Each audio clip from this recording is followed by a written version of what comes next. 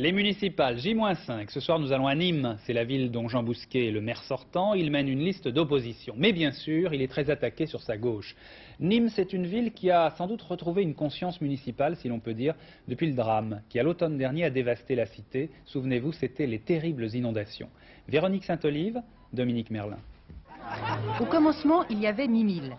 Émile Jourdan, 75 ans, 3 fois maire, 3 fois député et conseiller général, a incarné jusqu'en 83 un communisme peint à ses propres couleurs.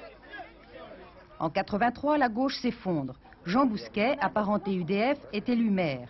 C'est la fin du règne de Mimile et le début de l'ère du PDG de Cacharel, un gestionnaire bâtisseur. Le Parti socialiste se cherche et cherche son leader.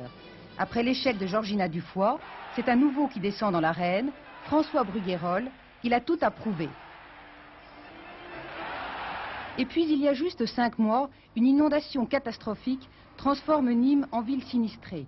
Des millions de dégâts, des milliers de sans-abri. Jean Bousquet tient bon la barre, mais aujourd'hui, la catastrophe permet à chacun de prendre ses marques. Émile Jourdan ranime les vieilles connaissances et, période électorale oblige, il attise les vieilles querelles. Jean Bousquet s'est comporté comme je crois que ce serait comporté tous les maires, qu'ils soient de droite ou de gauche, dans des circonstances pareilles.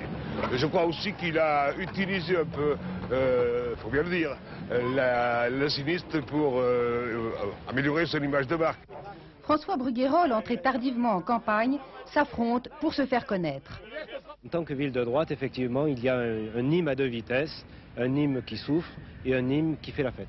Ce que je peux reprocher aussi de très fort à Jean Bousquet, c'est le Nîmes médiatique, le Nîmes des grands coups, le Nîmes de la couverture des arènes, le Nîmes du grand stade. Ce sont de belles réalisations, mais qui ne correspondent pas à la réalité nîmoise. Les critiques de ses adversaires laissent Jean Bousquet de marbre. Le maire sortant a réveillé la ville, son bilan est son meilleur argument électoral. Nîmes aujourd'hui est une ville qui s'est réveillée, qu'elle est de droite. Je sais pas, j'ai essayé d'appliquer une politique libérale, que tout le monde puisse s'exprimer et entreprendre. Maintenant, si on veut appeler ça de droite, oui. Mais vous connaissez mon slogan, c'est ni de gauche ni de droite. Dimanche, il n'y aura sans doute pas de suspense. Jean Bousquet devrait frôler la majorité absolue. Il ne marchandera pas les voix du Front National. L'enjeu est à gauche. Qui du PC ou du PS est aujourd'hui en tête à Nîmes?